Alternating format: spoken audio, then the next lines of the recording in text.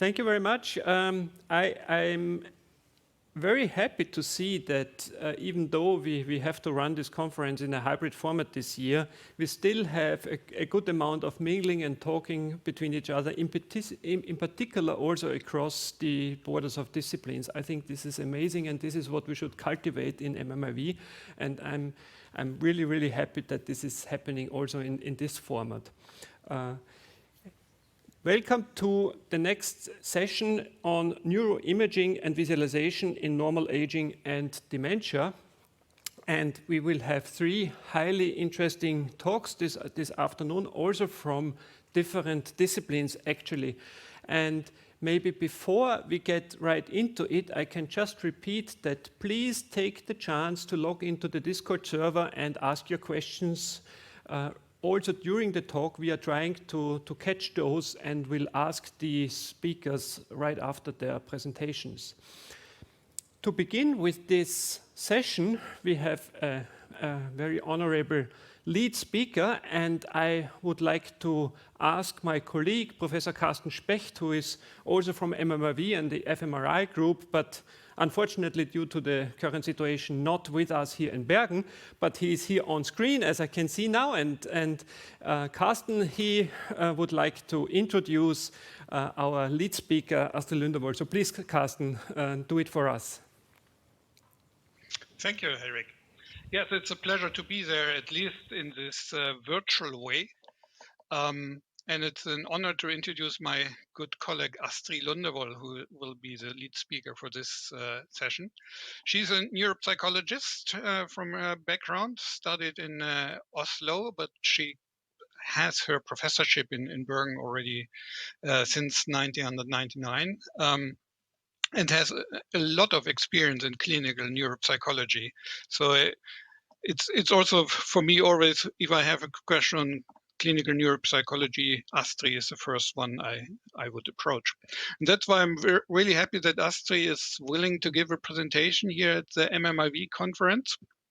And the topic of her presentation is entitled Trajectories of Cognitive Aging, which I guess is about her longitudinal study on aging, which is one of the major studies that is also taking part at our department. So without losing further words, I would give the word to Astri, who I just see enters the camera view. So welcome, Astri. Thank you. Thank you so much, Carsten, for this introduction. Yes, I will go through, give a short presentation of trajectories of cognitive aging. And I have actually a very specific aim.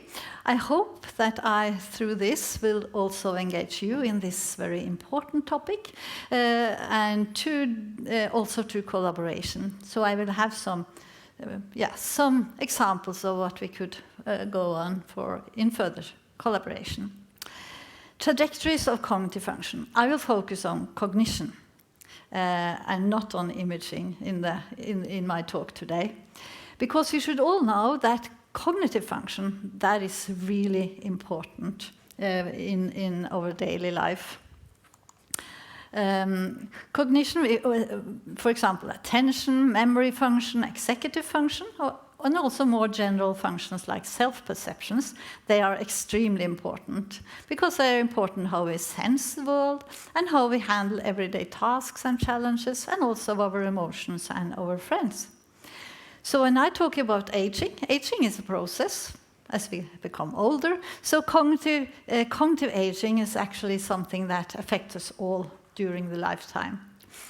And it's influenced by several factors during the whole lifespan, physical, psychological, social, and also emotional factors. And in my talk today, I will primarily focus on the oldest part of this lifespan. And I will focus on 2 of the research challenges in the field today. How to distinguish normal from pathological aging, that is one. And the second one, how to predict trajectories of cognitive aging at an individual level. And we have heard a lot about that and methods to do that in this conference. So I think this will be of interest. So let me start with the first one. If you look at this figure, up in the left corner here, it's a bit depressive, actually, because we see there are several functions, cognitive functions, declining as we become older. And it affects speed of processing, cognitive flexibility, and memory functions. That's well known. But there are also some functions that seems to be stable and even improving as we age. And that's more, here is called the word knowledge. But these studies, they are very often presented in textbooks. And they are primarily based on cross-sectional studies. So more recently, there have been several longitudinal studies, and they show a more heterogeneous pattern, a more optimistic one maybe. Because there are some people, very early on, they develop dementia, and that's very sad for them. But there are also some people, they retain cognitive functions until a very old age, and their brain function is also good. Lars Nyberg were supposed to talk about that in one of the lectures today. But he talks about this, and some people call them super agers. I will call them lucky agers, because they are lucky to retain, and I think all of us want to be in that group. So if you look at this figure down to the left here, we can see that there are some pathway there towards dementia, and it says also that there is a stage called MCI. But even this trajectory towards dementia is heterogeneous, because if you look at this one, if you see the healthy aging, the gray line here, that's representing healthy aging, a trajectory of healthy aging. And we see the red one. The red one is a pathway towards dementia, surely. And it's very easy to see the distinction between healthy aging and this pathway. But for the blue line, could also be a pathway towards dementia. This is much more difficult to find, and you have to wait several years before you can see a distinction between this blue line and healthy aging. And this blue line is often referred to as mild cognitive impairment. And in two of the posters that has been presented here, people have talked about mild cognitive impairment, and I will try to say some more about mild cognitive impairment. Because mild cognitive impairment is defined as a transitional stage between normal aging and dementia. And it's shown that about 10 to 15% of the MCI patients every year go on to be demented. But there are several people who are not going to be demented. Some people are stable. You have a decline when you are 60 years old and no further decline. And some people even improve, because sometimes MCI is due to another disease, another common disease, like, for example, depression. And if you are successfully treated, then you are no longer an MCI patient, and you're not going on to dementia. So to illustrate that, I will give you one example from a patient that I have called Randi. She's 75 years old, and she meets for a neuropsychological examination. And she's so scared, because she has read in the paper that the top 10 signs of Alzheimer's disease, and she realized they fit so well to her everyday challenges, too well.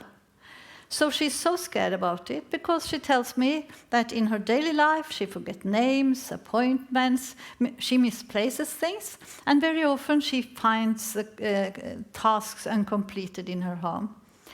And she's very shy about that, so she withdraws socially, and she is depressed. And she also tells me that her mother, she was 75 when she got the diagnosis of Alzheimer's disease. So of course she's afraid that she's on the pathway to get the same disorder. And she asked me about that, and also about what can I do to prevent it. And then I can go through a neuropsychological examination, like a pathway like this flow chart here, and I can see that she had some memory problems. She had also some mild problems in other areas of function, so she's probably could be defined as amnestic MCI, multiple domain. That was maybe a category I could put her in. And I could still not say if she was on a pathway to dementia. Then I needed to have her back again and to do a new examination to see if there were some changes. But I could give her some strategies to cope with everyday function and also some help for depression and refer her to somatic investigation if I thought that was important. But to say something about this trajectory, I need to have more information. And that's true because the cognitive traits or the cognitive symptoms, they appear years after, several years after the pathology is established in the brain. So of course we need information from the brain because something has already happened when there are some cognitive changes on the pathway towards dementia. And even before the MRI signs and so on, there are also several biological changes more or less specific for a given neurodegenerative disorder, like the ones the NeuroSysMed Center, for example, working with. And all these things, again, are influenced by several environmental factors. So this is a very complex picture. So the heterogeneity in MCI is not strange.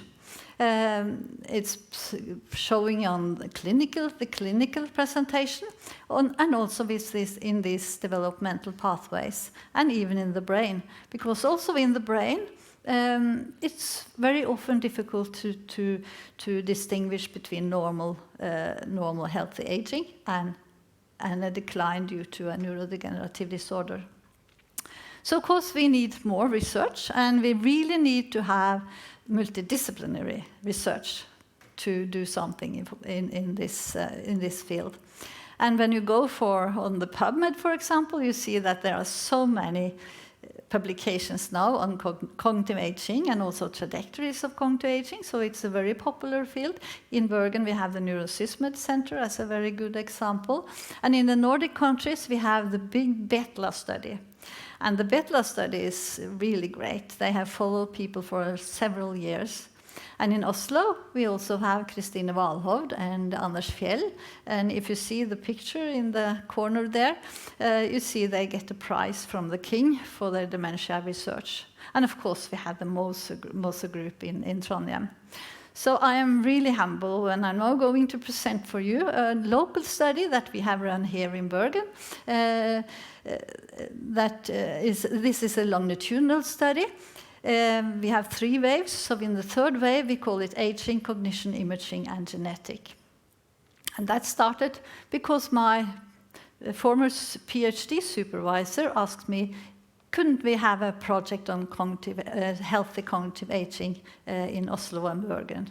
And that was very good for me because that was an extension of my PhD work, where I worked on characterizing cognitive and emotional function in Huntington's disease, Parkinson's disease, MS, and also AIDS dementia at that time.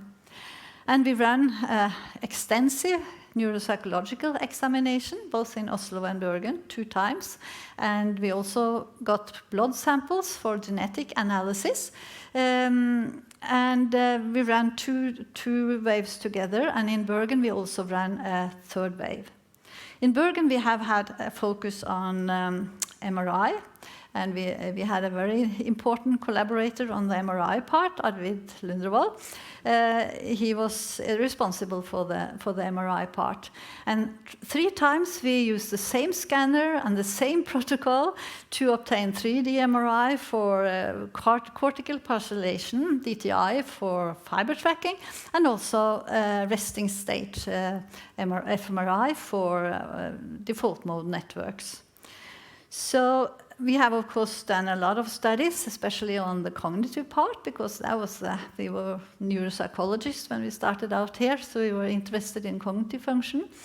And we also had odor identification test, and that's very important because sense of smell is very early, sensitive to early changes in neurodegenerative disorder. We had some local studies on genetics, but we very early on shared data on genetics, so we are also part of several international studies, mainly on genetics and cognition. And of course, as I said, we had a focus on MRI, and several methodological studies have been run here in Bergen based on the imaging part. And of course, we also have studies combining the imaging with the cognitive assessment. And I will give you one such example. This is a paper, now it's a bit old, but it's referred to several times with Martin Ystad. He was a PhD student in the project. And in this study, actually, Erlend Hodneland, that you know, several of you know also here, he was part of the project, and he developed a procedure where he could use multimodal MRI to identify fiber tracks between what we call functional blobs in the brain. He used anatomical data, DTA data, and also fMRI data to identify these blobs. And then we took the connections and the fibers between these blobs and correlated them with composite scores of cognitive function. You see that on the scatter plot here. To the left, we see for reaction time measures, and to the right, we see for executive functions. And as you see, we could find some unique subcortical fiber bundles that seems to be very specific for some of one and not for the other cognitive function. So that was very inspiring. And we have also other studies where we combine MRI and cognitive function, but mainly on cross-sectional data. So we also have some longitudinal data, of course, and I will try to, I will show you one of those longitudinal studies, because this brings me over to collaboration with the MMIV. And in this study, we were interested in trajectories for individual patients. And here we use a machine learning approach. And actually, we defined individual trajectories from the lateral ventricles in the brain. We use that as a sort of proxy for cell loss. And from these trajectories, we asked if we could predict performance on a response inhibition task. And we were fairly happy with that because it was above chance level, these predictions. And we use machine learning techniques, and we use tenfold cross-validation procedure. And we could also then make a confusion matrix of the ones in the test set. But from this study, still, the misclassification, the rate of misclassification was too high to be able to predict at an individual level. So we realized here we need more research, even more research, more future projects. And that was important for us. And therefore, we were very happy that Alexandra Vik, she was a PhD in the aging project, and she applied for and was successful in obtaining a postdoc position last year. And her postdoc project is called From Cognitive Aging to Dementia, a longitudinal image-based machine learning approach. And she got Alexander as her mentor and was associated with MMIV. And her aim is actually to combine information from our old aging project and open source data. And her aim is actually just to the spot to what I presented to you in my first slide, namely to distinguish normal from pathological aging and to predict trajectories on individual basis.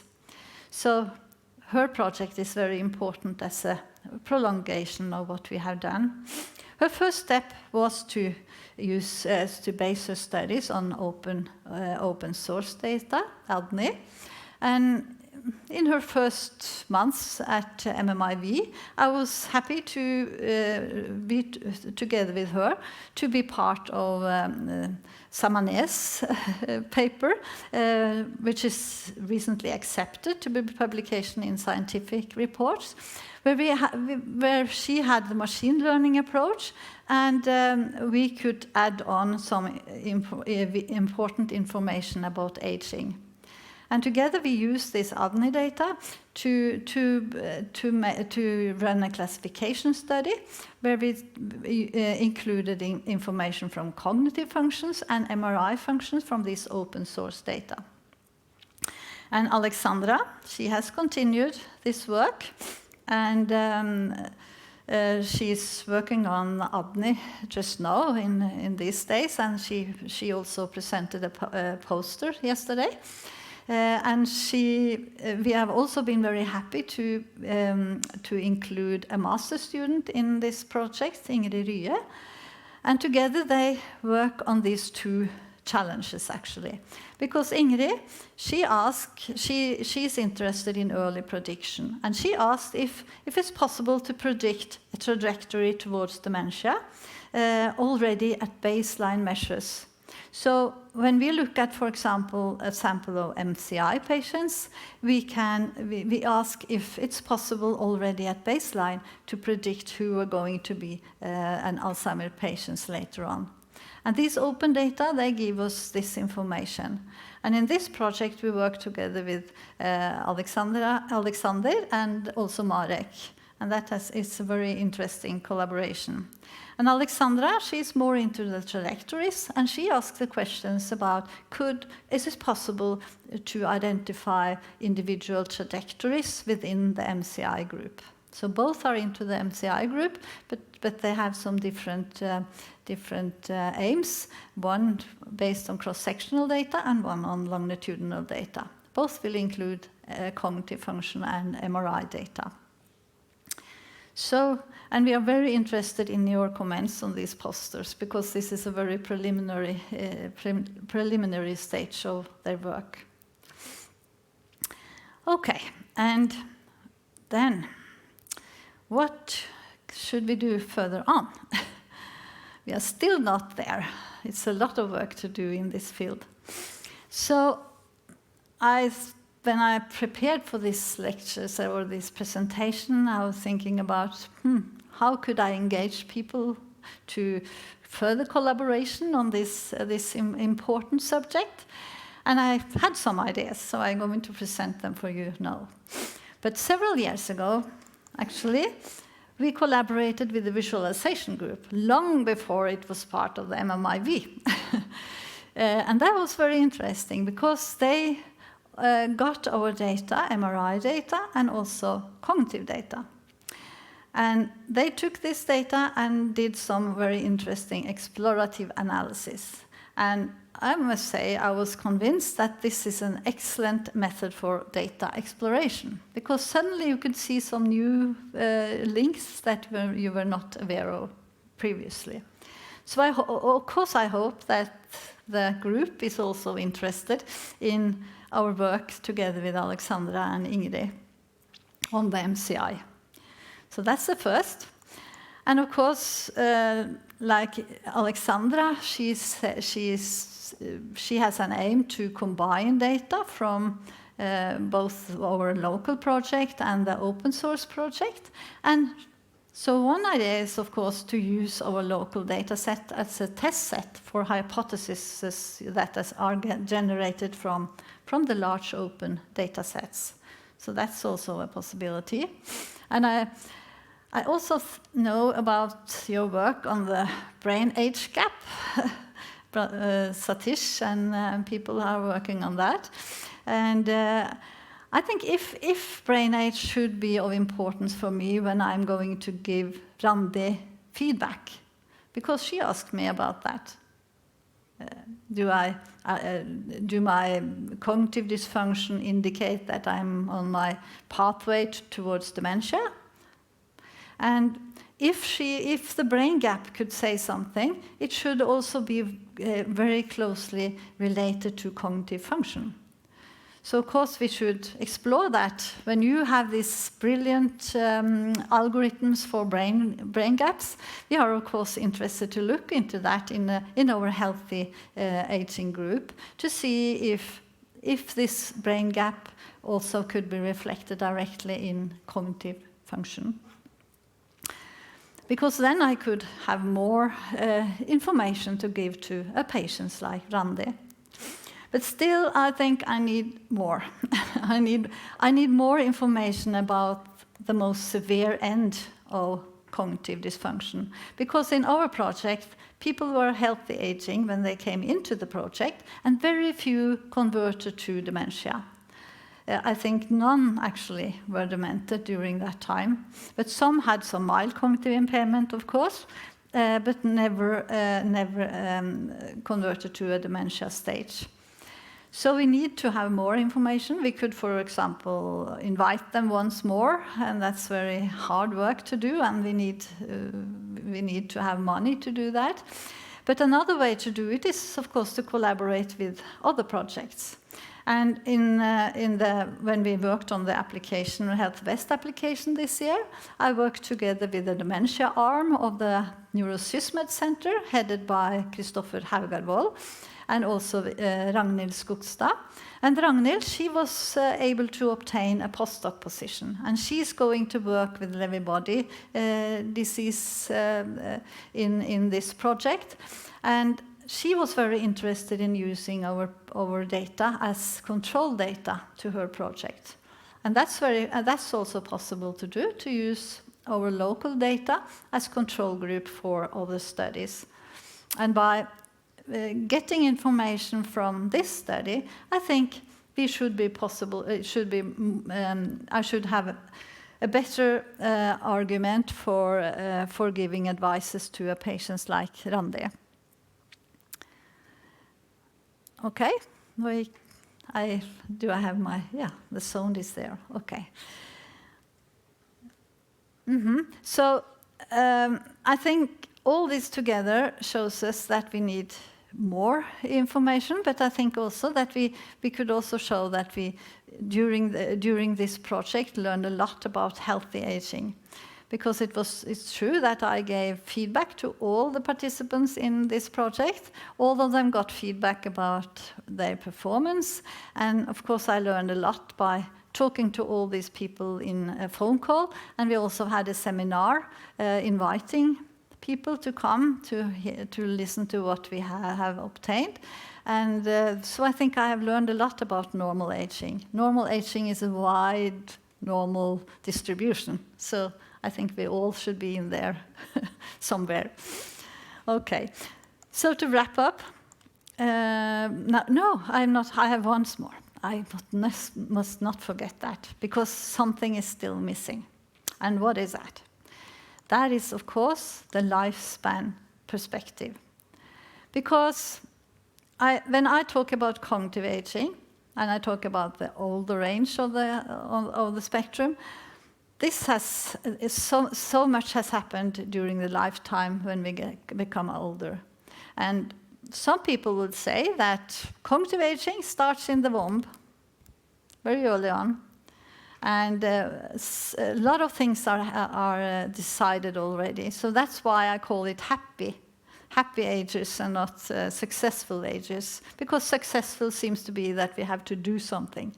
But you are also lucky, in a way, when you are in that group.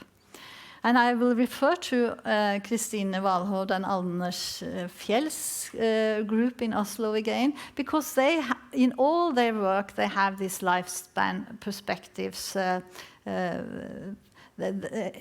Everything is based on a lifetime perspective. They have an EU project called Healthy Minds from 0 to 100 years. And I will also tell you that they recently applied for a Center of Excellence status, together with 164 other applicants I just read. But in this project, they have a focus on cognitive function. And I think this is very important, because we need to know about cognitive functions in the population, actually, to know how to handle these questions about early signs of pathology and so on. And if they get this project, Bergen will be a partner. And if they get this project, we will have to have a multidisciplinary satellite team in Bergen. And after being part of this conference in 2 days, I know that there's so many people in this room that should be part of such a team. And I think we could do a lot of things locally here in Bergen that would be very important for such a project. So, to wrap up, I asked how to distinguish normal from pathological cognitive aging and how to predict trajectories of cognitive aging at an individual level. I hope that I have given you some information about what we have obtained, and not at least everything we need to know. We need studies on healthy aging, pathological aging. We need methods, assessment methods, but also analysis and methods to analyze the data. And of course, we need to communicate what we know to patients, relatives, students, and colleagues, with an ultimate goal to improve patient management and reach this personal medicine aim that was also an aim of this conference. So, with that, thank you.